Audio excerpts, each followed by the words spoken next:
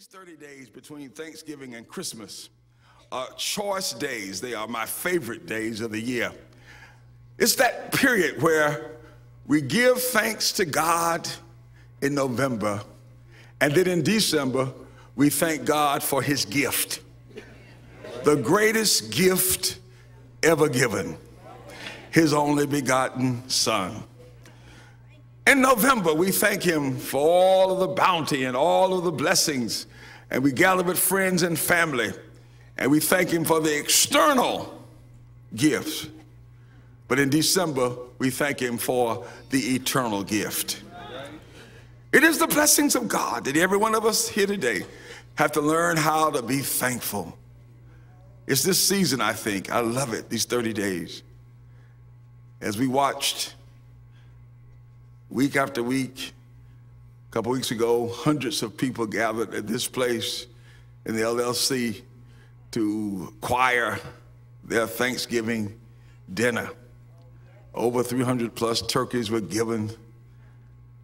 I've watched so many things that we have to be thankful for that we weren't in that line.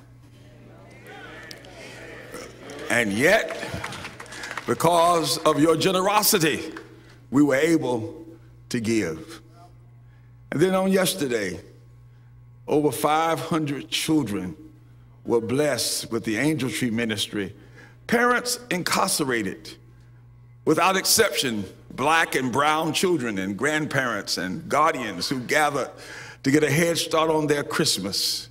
We want to thank Reverend Pickens and Gloria Ruffin and all of you volunteers who labored on yesterday.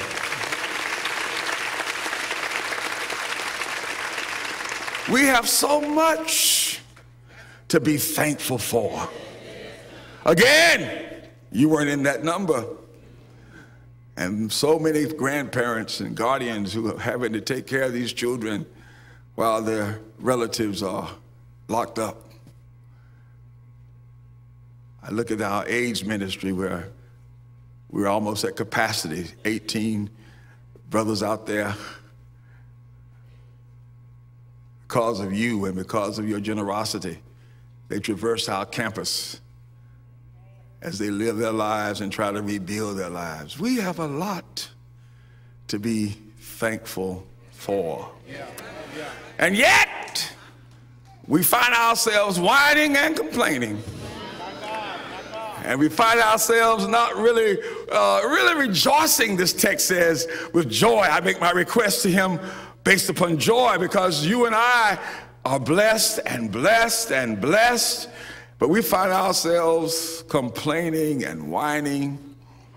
Oh, we're not gonna have as good a Christmas this year as we had last year. All kind of crazy stuff. Oh, I'm going to get in debt. I'm gonna go borrow a whole, just go, you know, God, max out all my credit cards, then take 10 months to pay them off to get ready for the next year's debt cycle. How sad we are. I remember when Paul Jones recorded years ago in this very room, I Won't Complain. Lydia was the musician that night, the pianist for that recording, and Paul is dead now, but he wrote that song, and I've always been blessed by it. I've heard everybody sing it, Yolanda Adams, everybody, but can't nobody sing it like Paul Jones. I've had some good days. I've had some bad days.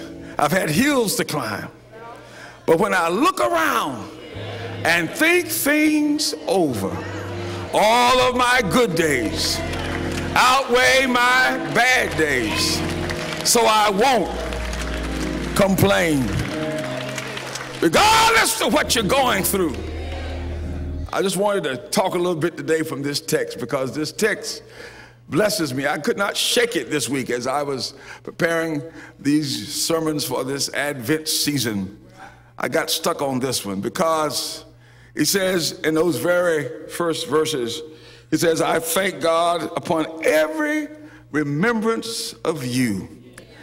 I found an old address book and I found myself almost in tears because I began to read through that thing, and there were names that jumped out that I had not touched, but who had touched my life. There was a Lenora Cobb in there. She was the widow of the pastor of my first church. And as a young pastor, she would cook for me, and she would sew my little clothes and repairs and men's. And then there was Beulah Williams and Harry Williams. Their name was in that old book. And Harry and Beulah saw me in a funk once in 1975. I was waiting on my fellowship to come through. It had not, check had not arrived, and I was in my last semester of my PhD trying to get through. And they just said, meet me at the bank. And we went to the bank, and they had CDs, and they put one of them CDs up as a loan for me to get that last $3,000. That was in 1975. As I thumbed through the pages, all these stories jumped out at me. I became even more remorseful because both of them are dead. And as many times as I went to Atlanta, I didn't reach out to them. I did not visit. I wouldn't be where I am if it had not been for those types of people that God sends into your life. There may be somebody here today. I'm confident. I'm determined. I'm comfortable with my confidence.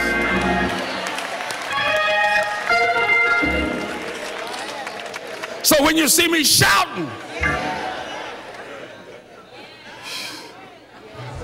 I'm just thanking God that he came through. I don't feel no ways tired. Come too far from where I started.